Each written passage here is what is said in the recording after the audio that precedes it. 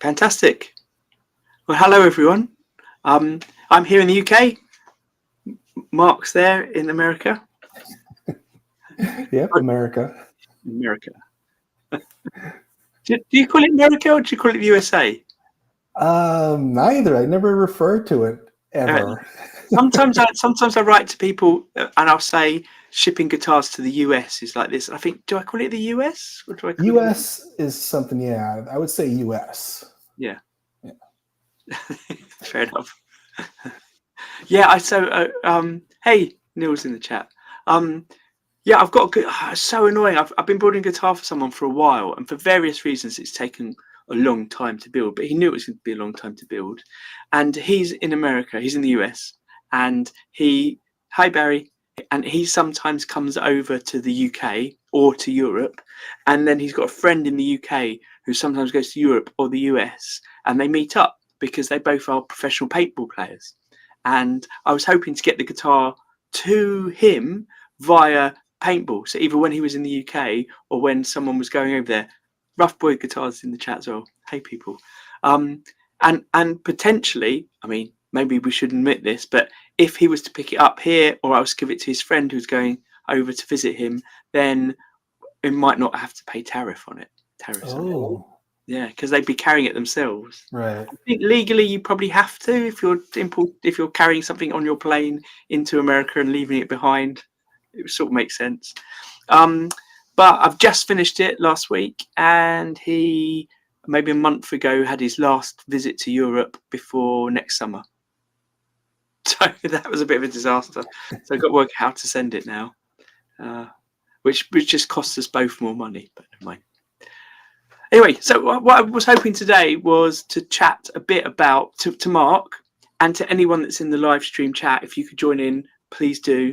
And anyone that's watching in the future, if you want to leave a comment, that'd be great, because I've got some thoughts going around my head that I haven't really spoken to anyone about. I'd like to get them out there, and I'd like input from everyone. And essentially, it's because I was at the Woking Guitar Show on Saturday. And one of the things about the Woking Guitar Show is all the exhibitors there were bespoke builders, either of guitars, guitar parts. There was someone that made bridges, or pedals or amps. But it was all bespoke small builders, so no big companies at all. And as a result, I spoke to loads of people that I've spoken to before at shows or online. Some people that have been before in the Guitar Builders Collective chat, you'll find them in the archive. But also some people I've never met before who are small builders, and a few visitors who are people that build guitars as well. And it's left me loads of like unfinished conversations that we had there, because it's quite hard at a show to have long conversations a lot of the time. So I've got lots of thoughts going around my head, and I'm not sure where they're going. So I thought we'd have a chat about them. Mark, that's all right. One of them is people, because my guitars look a bit weird, people often say, how did I get into building, or why am I doing these? And essentially, the story I always say, which is totally the truth, is I trained as an artist. I used to make artwork to put in art galleries. I got really fed up of putting things in art galleries because they're on the wall for people to look at and judge and whatever. And because part of my job was taking people around galleries, looking at artwork and talking about artwork, I just sort of overanalyzed my artwork and was never happy with it. But I was also playing in bands and painting my guitars and things. And what I discovered was painting an instrument, you then had a physical thing someone could play and use, and it felt like you could judge it in a different way to something that was on the wall. Like you could judge that it worked and judge that it looked cool for whatever setting it was. And I particularly enjoy working with clients to help them realize things that they can't make themselves. So backwards and forwards designing and making it. So I love all that. But what I've realized is there's not much point doing that unless the guitars get to people. Like if I'm sitting here making guitars and things, but if people aren't playing them, or people aren't buying them and using them, or clients aren't coming to me and asking me to work with them to do stuff, then it doesn't feel very satisfying, and it feels a bit like a waste of time in some ways. So what I wanted to discuss were all the conversations I had with guitar builders about kind of the selling and the getting your guitars out there. So one thing that was really clear is a lot of the guitar builders are real introverts that just like being in their workshops building and do not like being at shows chatting to people, which, you know, you've got to be at the shows to sell apparently. So sometimes at guitar shows, you do see people at their stands just sitting there on their phones, trying not to make eye contact with customers, which isn't how you sell, right? But then, I mean, most people that were there seemed happy to talk if someone was coming past about their guitars. But it does sort of leave me in this weird position that I think I'm in, which is you have a lot of builders that aren't very good at selling. They just, it's a totally different skill, right? To be a marketing person. I'm trying to get my head around how you do that and what you do.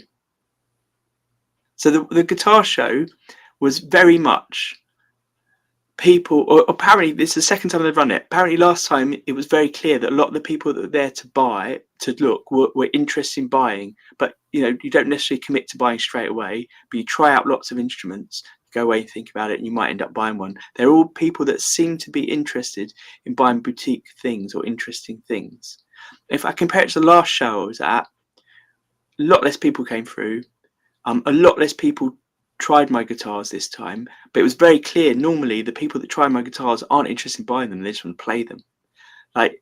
Even this time actually there were 3 different teenagers that came through at different points who I don't think that could necessarily afford a guitar right now, or maybe in any time in the future, or necessarily even want to keep playing in the future, but they love playing them.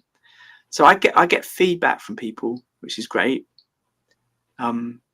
But one of the guitar builders was saying he goes to all these shows and there's just constantly people chatting to him with the same questions who aren't interested in buying. It kind of wears him down a bit. I don't know where I'm going here, Mark. You might just listen to me have an ongoing complaint. Do you know what I mean? Yeah. Is it taking the piss to go to a show and ask someone loads of questions about their guitars and play it and then with no intention of buying it? I think it's a compliment, but maybe it isn't. I would go to a guitar show if we had them. We don't have them, right? And I would love to go because I love guitar culture, and that includes boutique builders and luthiers and really cool guitars. And I would have no intention of buying anything. Like I would go and have zero intention. I just want to look at cool things. I don't want to talk to anybody either, but if I had to, I would. I do want to pick guitars up and play them. So that's why I would go. And so I get it, right? If I was a teenager, obviously I don't have any money. And it makes sense that he would go. I will look at cool things. But I don't know if that's why you brought this up. I still think you're looking for that path, right? And you're seeing a lot of similarities between other builders where, yeah, you got a product, but how do you sell that product? Yeah. I mean, I'm not business orientated. I've spoken to a few builders about this before, but it'd be great to have someone who runs a place that sells boutique guitars direct to people. One of the problems is I think you need to play guitars like that. Like you can buy a Fender online.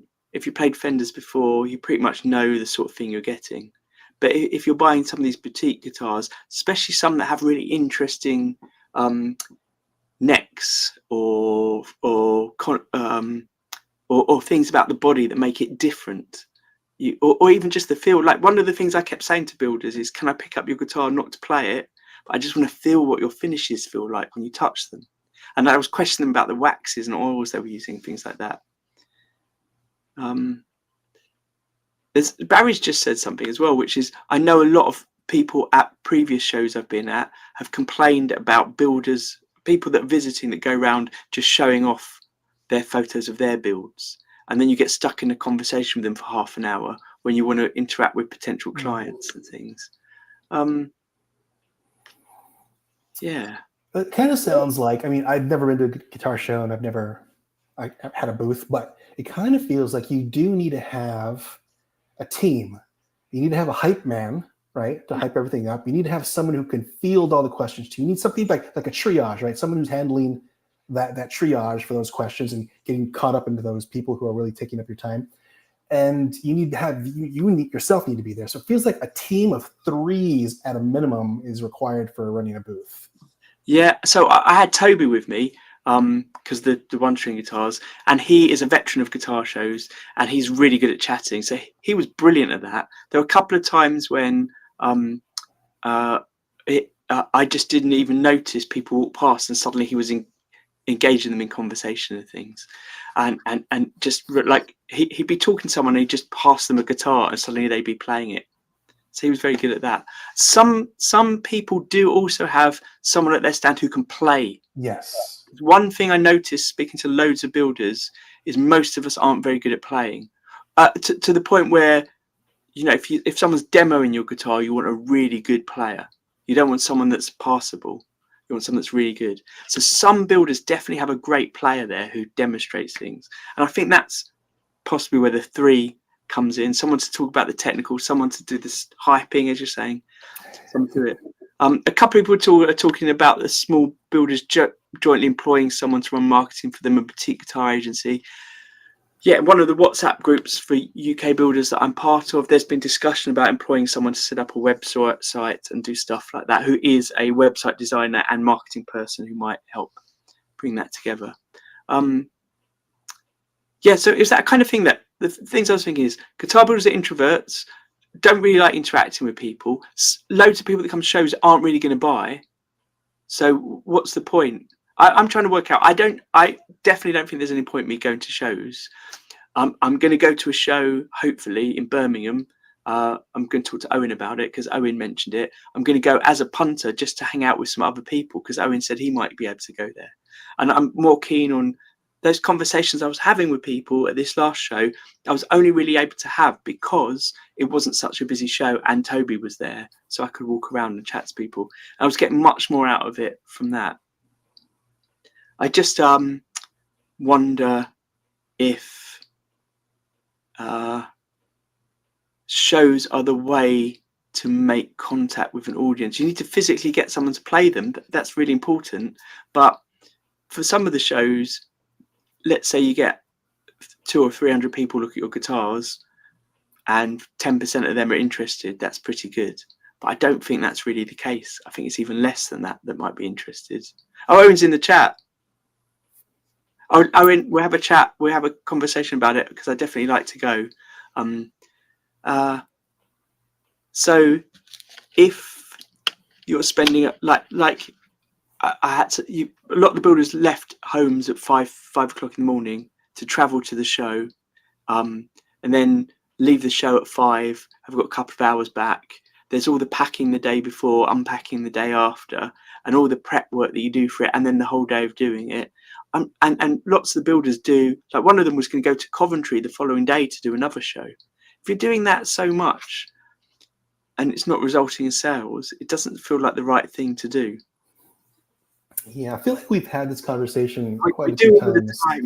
Yeah, and I think I actually might have mentioned this either in our Discord or something, but this is not dissimilar to other markets, right? The guitar market is not dissimilar to other markets where you have a lot of competition and a lot of similar things, right? And the way that they get around that is to not sell the thing. You sell the lifestyle. Yeah. You sell the desire. That's what you're selling. And this works in the guitar marketing community too, because if you think about a brand in general, right? The brand is a lifestyle. Like a Gibson is a lifestyle, nothing more. Fender is a lifestyle. Strandberg is a lifestyle. That's what you're selling. And that's how you have to hook into that somehow. Yeah, I don't think show is the way to do that. Social media, places like that is the way to do that. Yeah. Oh, sure. So someone just said, saw no marketing for Woking. None of the builders make any noise about being there. I think on my feed had a lot of people saying they were going to the Woking show. I didn't put a lot of posts up about it, but I put a couple of YouTube shorts up and the odd reel, and I shared some things about it. But I don't think my audience are in the UK, a lot of them. So it's a bit awkward there. Yeah, that whole lifestyle thing is important, and building the brand. One thing that was great about the Woking show, for example, is they didn't have tables provided. So people had to bring their own tables. And what that meant is most people didn't bring tables. They did the sort of thing I did. So I've got a bedside table, side table. Do you call them side tables?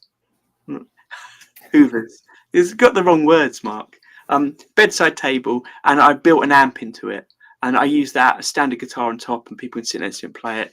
There were at least 3 other people there that had IKEA sort of furniture that they'd converted to put their displays on, and rugs on the floor that made it feel like a little home studio. And I saw 4 or 5 big wooden things that someone described as I've forgotten the word, the thing you hang a noose from when you're going to have a public execution. It looked like those, with their guitars hanging on them, and like all made of wood, all bespoke things made by the builders, and it just gave much more atmosphere than everything just being on a table with a black tablecloth. Very cool. So that kind of felt like some places you go around and you would have the feeling of the brand in their display, not just their guitars out. Was it a good place to actually get an accurate understanding of what something sounds like, or the acoustics okay? Was it too loud, or was there competition with other people playing? So it wasn't too bad with loudness, but like most people had small amps that you could play on and headphones. So a few people played mine with the amp on, but most people who played, which wasn't very many this time, were with headphones. Other shows that I've been to have periods of loud and quiet. So if you're playing, you have to play through headphones in a quiet period, and if you play in the loud period, you can't hear anything because everyone's just whacked everything up to 11. So it's not very good. But yeah, so I think with it, with headphones on and you're sitting playing something, you can feel what it feels like. You get a good understanding personally. Most people who've got the amps with the headphones have decent amps with headphones. With decent headphones, it's not just like a shit amp that you're playing through, practice amp or anything. So I think most of the time people want to show off what their guitar sounds like, so they found some setup that works well. Yeah, do you know what? I've gone completely blank about the other things I was thinking about with the builders. What about like the prices of all those instruments? Were they? Oh yeah, I had a look around. And I spoke to a few people. Like for example, I decided a couple of years ago that I would try and make some cheaper guitars because what I was interested in was experimenting with paint jobs. So I'll just do paint jobs on guitars that aren't too expensive, that I don't make myself. So I'm just customizing the guitars, thinking that way there'll be a certain standard of the instrument and I can cut the cost down and make it a bit more affordable. But everyone was still saying that because of what they look like, they shouldn't be that, and the amount of time it clearly took, they shouldn't be as cheap as I was trying to sell them at. And that makes me think, well, then they've got to be better quality instruments in the first place. And when someone's buying something, if they know it's boutique, they don't mind paying a bit more. So most guitars seem to range between £1,500 and £2,500 there that I saw. The £1,500 ones, all to me, I thought should have been more expensive. Because they all look great. Everything there looked really good. Everything there looked like time and effort being put into it, and everything there looked like it had expensive hardware on it.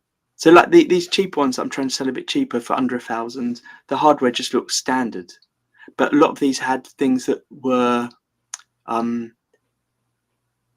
things that didn't look so common, that were often I hadn't necessarily, like some bridges I'd never seen before, or sometimes bespoke bridges, but they were just expensive things that people bought in.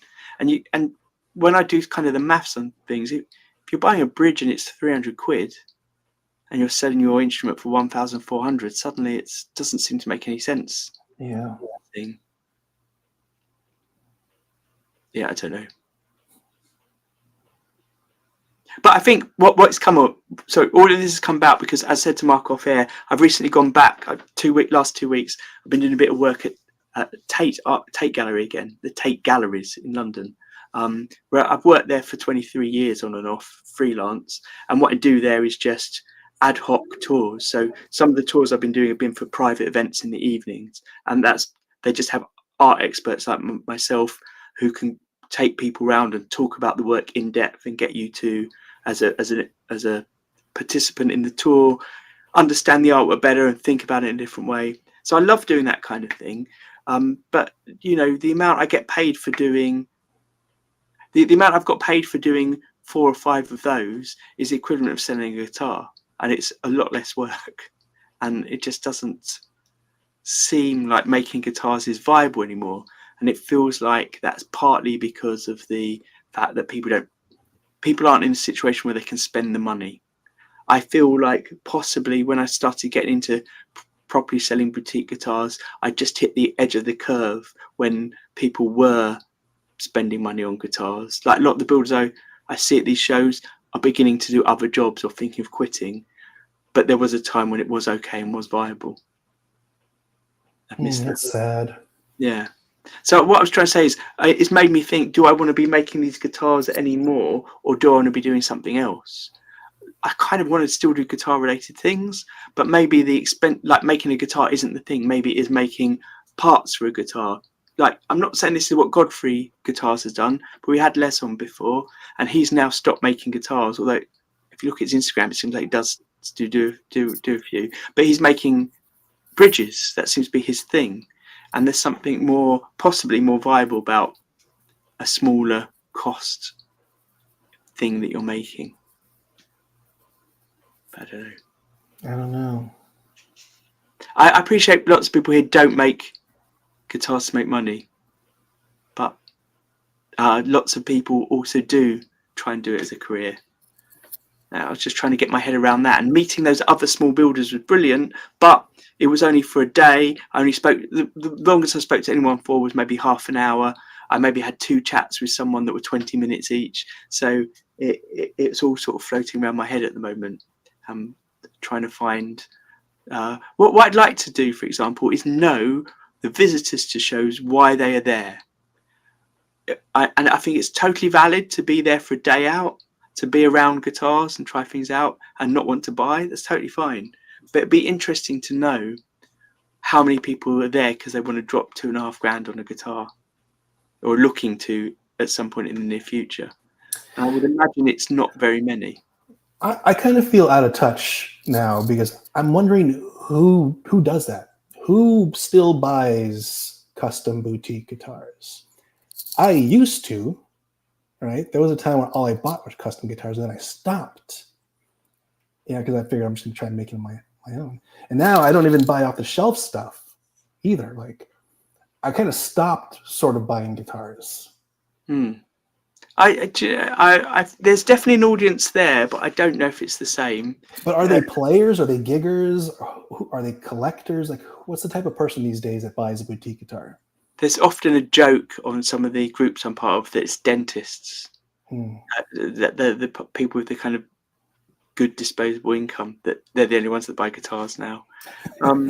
Yeah, like, so for example, I've got someone that emailed me today or yesterday. He'd emailed me earlier in the year because he'd seen my videos on relicking, really liked them, and wanted a relic Fender. He was thinking buying a Fender and asking me to relic it. We had a back and forth for a bit, and then it just sort of fizzled out. Anyway, he got back to me because since we last spoke, he's bought 2 Fenders. One was a custom shop one, spec'd out to his order, and it came and it wasn't very good. So he sent it back. And then he got an off-the-shelf Fender relic and he didn't like it at all and sent it back as well. And so the custom shop one that he had the specs done for, he linked me to the shop that's selling it, and it's selling for like $5,500. So yeah, he's spending that much on one. But I'm looking at the photos of it. It's just like the first time I saw a Fender relic, it was a friend had bought one, and it wasn't like one of their expensive ones, and it was really rubbish. Like, it just looked like a really fake relic. It did not look natural in any way whatsoever, which I know that they do some that are. And looking at this $5,500 one in the photos, it just looked the same. It looked like the Temu version of a relic. Wow, is that a fair way to put it? Like someone's put marks in the right places, but they're not quite the right colours. Does that make sense? Yeah. Oh, speaking of relics, since we're on the subject, I just said I didn't buy guitars. I just bought a 1971 Les Paul, right? And it has a natural relic to it. And I've been inspecting the guitar just like with a fine-tooth comb and under macro lenses.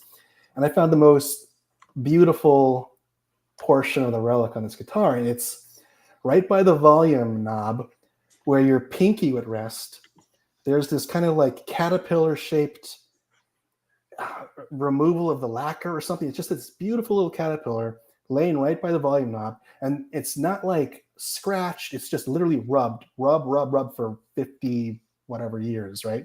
Where that pinky, that sweaty little pinky was just rubbing. And it's just like, I've never seen that before in my life. And it was just like such a beautiful thing to find. Yeah, I love that kind of thing. And that tells you about the player that owned it, doesn't it? Yeah. That's what I like.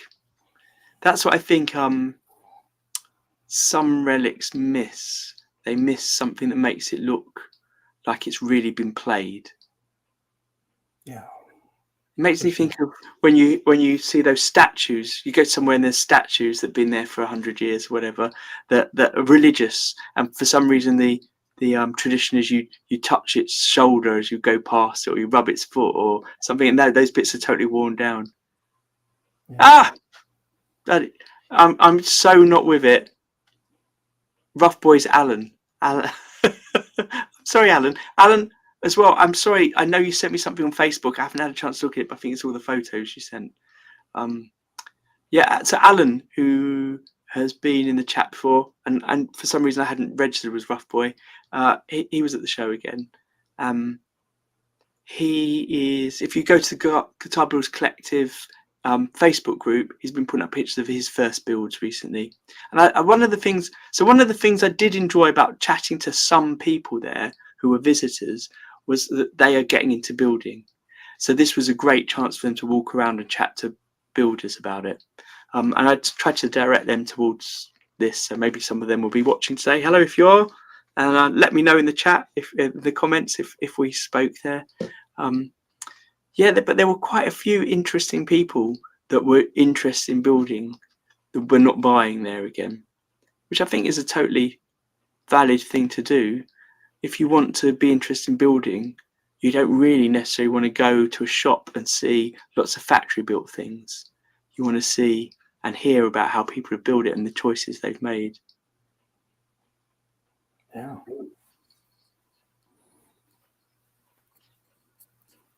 Yeah, people are talking about Daisy Tempest and her marketing strategy. Yeah, I don't know. I don't know what the way forward is.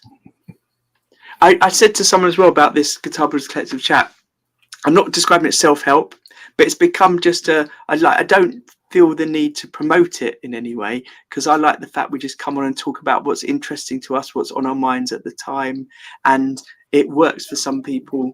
It's a good place to share. People come in that come in and out of the chat live or in the comment thread, and it feels like we're useful or interesting to them, but more than anything it's useful and interesting to my brain, so I quite enjoy doing it without having the pressure of trying to come up with a brand new topic each week that might hit the YouTube algorithm. You know what I mean? Right.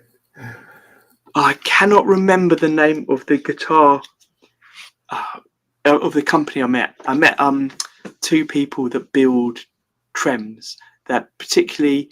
Oh, it's not even trems. It's just bridge replacements for the trem system on a Jaguar, and they are incredibly engineered things that they've built, and they're looking at making them for Tune-o-matics now. Because obviously, as soon as you build something for Tune-o-matic bridge, it's going to be available to many more people than something that's going on specifically on a Jag bridge, because Tune-o-matic is built on so many different types of bridges. But I was walking past, and I could see one of them was getting up to chat to me, and I was just trying to walk through the room to have a quick walk around, and I didn't want to talk to anyone at that point. But their display looked really cool. So then I got roped in, and then 25 minutes later, we're talking about the design of their bridges and the materials they're using and the millimeter differences between certain bridge setups. It's totally fascinating. But I felt really bad because I did say outright to them, I've never built a Jag or played a Jag, and I can't imagine I will anytime soon. So I'm not going to buy any of the stuff. But it was brilliant. Speaking to someone technical. How annoying, I can't remember who they are. If anyone does any, if you do any filler in a minute, Mark. I'll look them up. So but just getting back to the bridges on the Jags. So were they building the whole bridge system with the saddles and the posts, or were they just building specific pieces on that bridge? Because the Jaguar is super weird in that it has a rocking bridge, right? So the whole idea was you wiggle your trim, right? And the bridge is supposed to kind of like rock with it. And I always thought that was strange. And I didn't even know if it was necessary. But I'm just kind of curious what they're doing differently with their bridges. I'll tell you about it in one moment when I can find out who they are.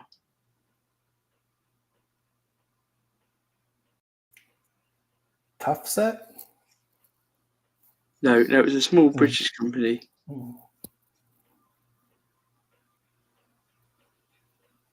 But I guess they would run into almost like the same issues, right? If you're a small company machining these parts, there's only so many you can make, and scaling up requires probably getting it done overseas. Yeah, actually, I didn't ask where they had them made. Oh, this is terrible. I can't find them. Why can't I find it on the list of who's at the show?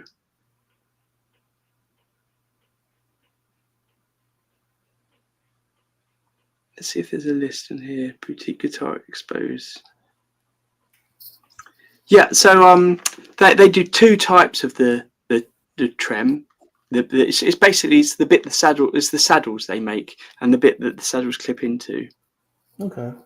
And they do one which is fixed and doesn't move at all, and one that does move. And they demonstrated to me the different. I thought someone just put it. They demonstrated to me the different sounds of them. So when it moves, it sounds a bit more reverby, I think, is how they were describing it, than when it's a bit more held in place. I'm just trying to see if it's got a list of exhibitors. Exhibitor list. I upgraded my Jag saddles to just the Graphtec versions because the original Jag saddles don't have a height adjustment, so you're bound to the radius of the post that it's sitting on. But the Graphtec saddles actually have individual grub screws, so you can move the string up and down. That's what I did to my Jag. You're right, it's Tough Set bridges. For some reason, I thought it wasn't. That's weird. Yeah, I mean, they've done loads of research into it, and they're trying to make a conversion for the Tunematic. But as he was saying, there's so much design that goes into it, and then you've got to invest a certain amount to get something milled and made like that. So you've got to get it all right first and know that the amount you put in initially for the first sort of run of everything is going to be worthwhile. No, it wasn't Stay Trem. I thought it was Stay Trem. No, it's Tough Set. It's Tough Set bridges. It's definitely Tough Set because Grant Nichols plays them. Although Tough Set's got a different description. But yeah, no, it's Tough Set because they wouldn't have had. There's no way they would have had multiple bridge designers there that I only noticed one of them. Wow, this is another example of one of those shit anecdotes that I'm giving. I can't remember who it was. There you go. But my point was the technical element of it all that all goes into making something boutique like that was just fascinating. I'm wondering just how worthwhile is it to take a design. I'm just going to get back to the Jag trim thing, right? Because that Jag bridge and the whole trim system is ancient technology, right? It's very old, and so I'm just, is it worthwhile to try to improve it?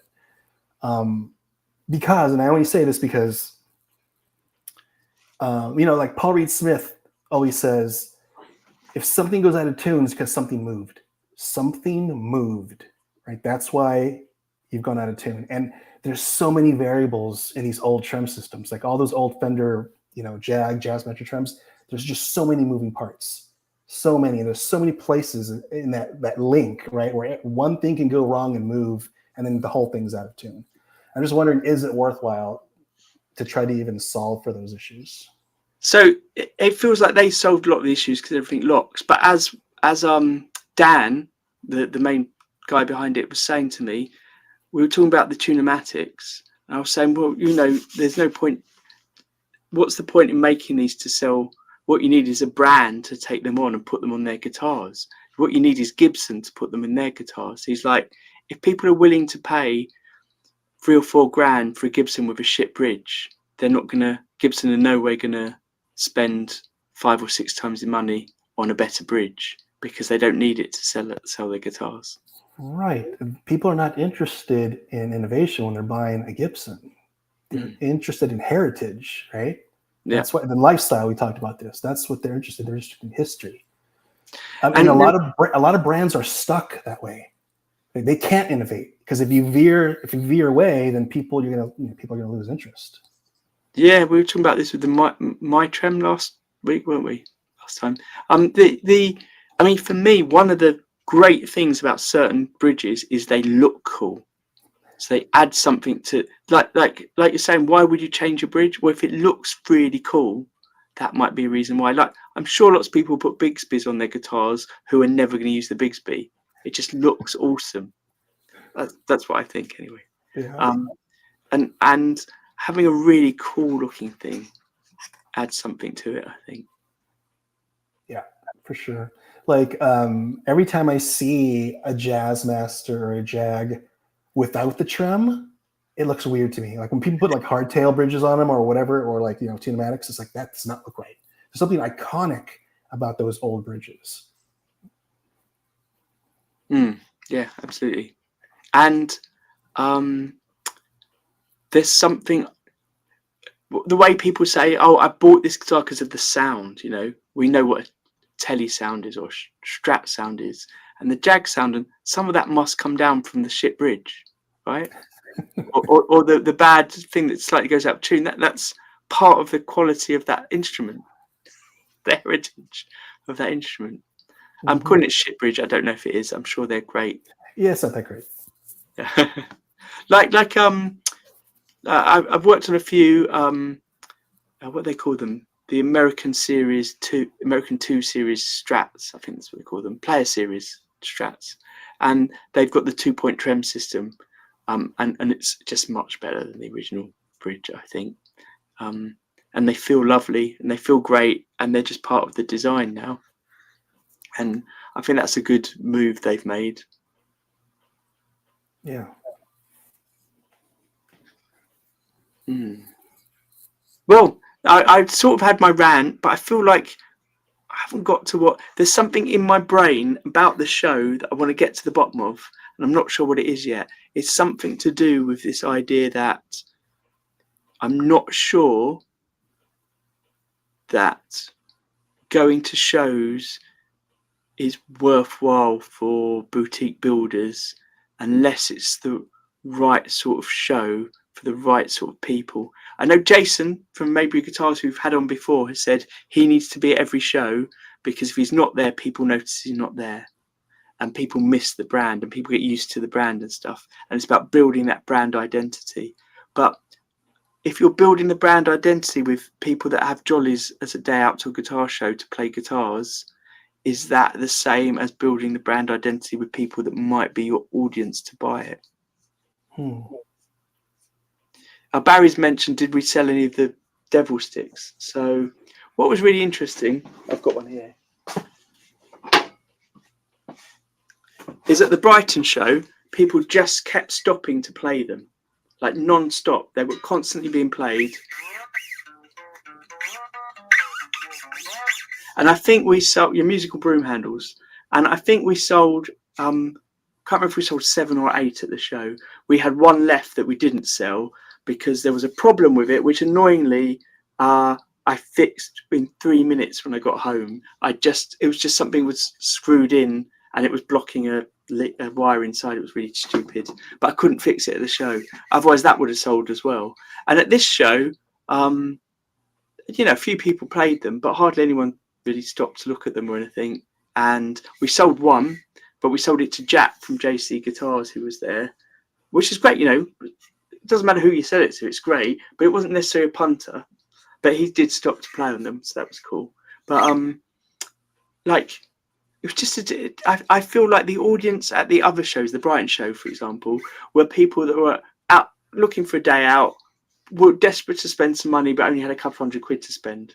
And what can you buy for a couple £100? Oh, you can buy one of these. So that worked. But here it did feel like, because it was people that were potentially, I think this is true, potentially out to look at future investments. They were looking at trying to spend a more expensive guitar. Some of the punters anyway that were there.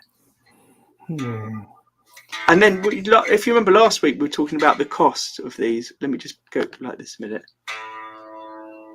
So we've done a proper cost analysis on how much all the parts have cost us to build 7 of them, and how long we spent on this round of 7 that we spent.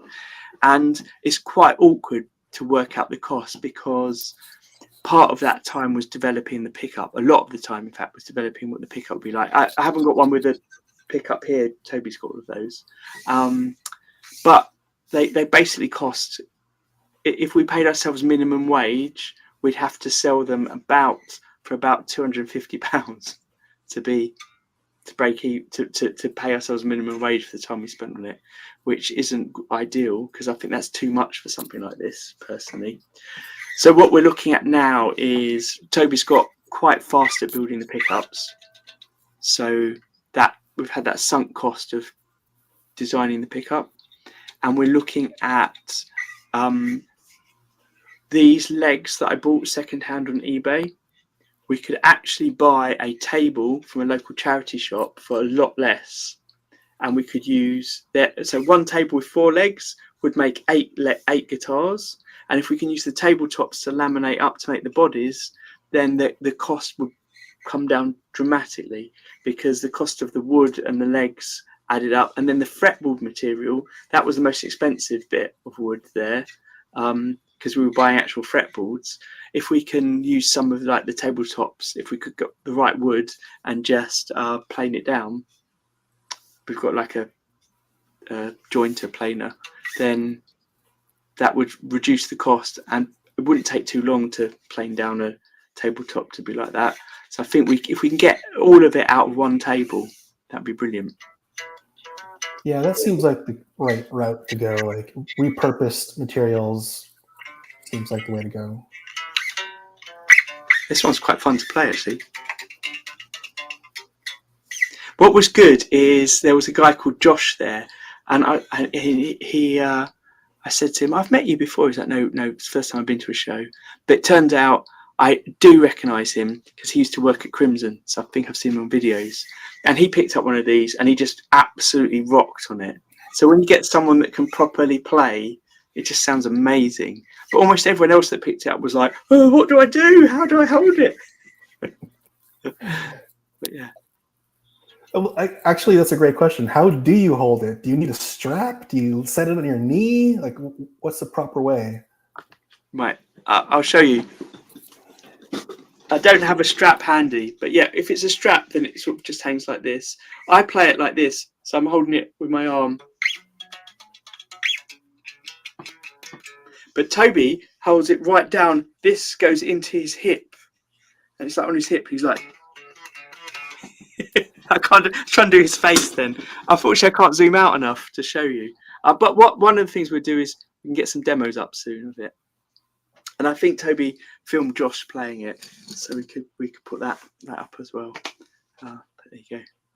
Hey, we've got some other people in the chat. Welcome. Yeah, you've just missed me having a stream of consciousness. Hi, everyone. I said to Mark, I don't think it helps that it's late here, and for the past 2 weeks, as with every guitar show, I've been up late every night for 2 weeks working. So one of the sad things was Andy Ferris, Andy the Guitar Geek, was meant to be there, and he pulled out last minute. Apparently, he wasn't allowed to board his plane from Austria to the UK because he had a fever. and they checked him on the way in, so he couldn't come. But when I thought he was coming, and he was going to make a video with me, because the option was there for any exhibitors to book some time for him to make video.